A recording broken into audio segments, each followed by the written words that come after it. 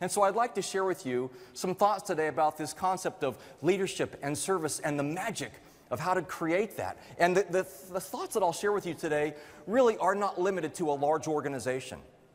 I'm not up here to say if you don't do it the Disney way, you don't have a chance. That's ridiculous. But what I am up here to share with you are things that we did that related to this concept of magic, which in reality there really is no magic.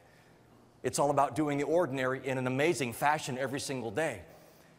But I'd like you to think about how you can transfer some of these things to internal employees, your internal customers, who I think are the most important members, because what they receive is what they're going to send to the members that you already have at your credit union or potential future members.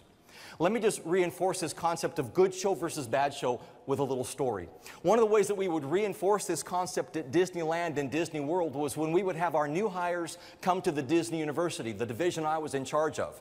We would have 80 to 90 new hires every Saturday during busy hiring seasons, like right now before summer. And I would say to the new hires, or my staff would say to the new hires, "Welcome to Disneyland, home of the fighting mice." And they'd look around and say, "What are you talking about?" We say, "We're Disney, we're the fighting mice. Get on the team. It's tough to work here, it's fun to work here, it's all of the above." But you know, one of the things that we can't forget, one of the things that we cannot forget is that guests spend a lot of money to come here to have a good time. So here is a story that we would share with our new hires to reinforce the idea of good show. Our standard demographic family was a mom and a dad and 2.5 kids.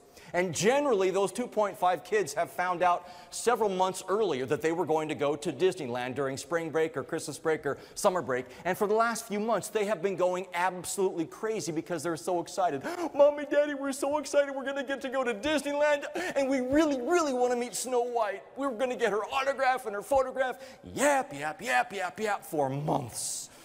Mom and Dad drive all the way across the country. Yap, yap, yap, yap, yap. They pay the exorbitant fee to get into the parking lot. They pay the even more exorbitant fee to get a ticket. Remember Jim talked about price points not an issue with some companies? And then Mom and Dad are saying, "Get out of our hair and go find Snow White." And they're looking around and they see her at the end of Main Street down by the castle. And she looks absolutely beautiful. So they make a beeline to Snow White, and they break out their pens and pencils and paper and say, "Snow White, can we get your autograph? We love you." She doesn't respond. So they tug on her cape. "Please, Snow White, we love you." What the kids don't realize, now this story never actually happened, I just want you to know that up front.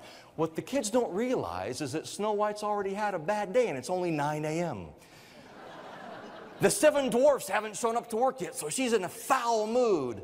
And so she spins around on her heel. She has her wig pushed back on her head. She's got a big cigarette hanging out of her mouth. And she says, "What do you want? Can't you see that I'm busy?" Instantaneously, what has happened to the relationship, as Jim would say, between Cinderella or Snow White or any of our cast members and those 2.5 kids? What do you think Mom and Dad are thinking